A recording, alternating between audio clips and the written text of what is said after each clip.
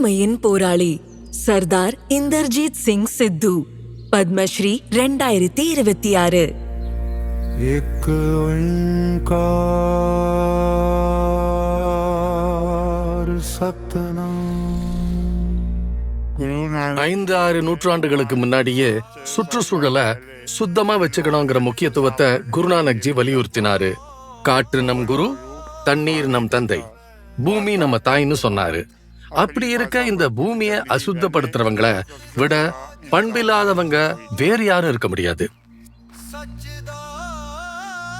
குப்பை போடுறது வெட்கப்பட வேண்டிய செயல், சுத்தம் செய்வது பெருமைப்பட வேண்டிய செயல். ஆனா மக்கள் இத தலைகீழா நினைக்கிறாங்க.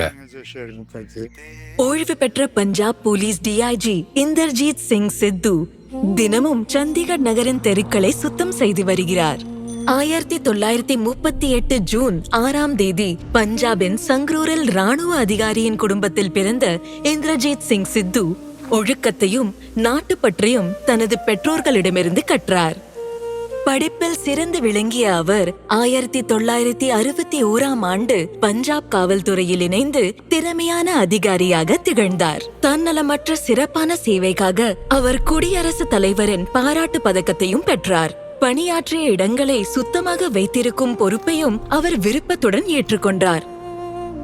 குடும்ப திருமணங்கள்ல கூட காப்பி கப்புகளை கண்ட இடத்துல போடாதீங்கன்னு உறவினர்கள் மற்றும் நண்பர்கள் கிட்ட அவரு சொல்றத பாத்திருக்கிறேன். அத குப்பை தொட்டியில தான் போடணும்னு சொல்லுவாரு.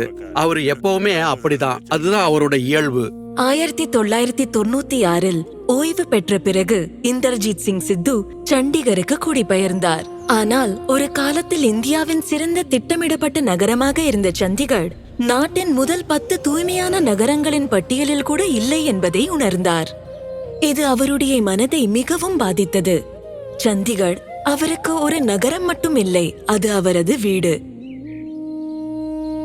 அதனால் எந்த யோசனையும் இல்லாமல் தெருக்களில் கிடந்த குப்பைகளை அவர் தானே எடுத்து சுத்தம் செய்ய ஆரம்பித்தார். என் மார்னிங் வாக்ல தான் இது ஆரம்பமாச்சு. ஆனா போக போக வாக்கிங்கை விட குப்பை எடுக்கிறது தான் அதிகமாயிடுச்சு. அப்புறம் முழுக்க குப்பைய சுத்தம் பண்றது தான் மனசுல ஓட ஆரம்பிச்சது. நடக்கிறதையே மறந்துட்டேன்.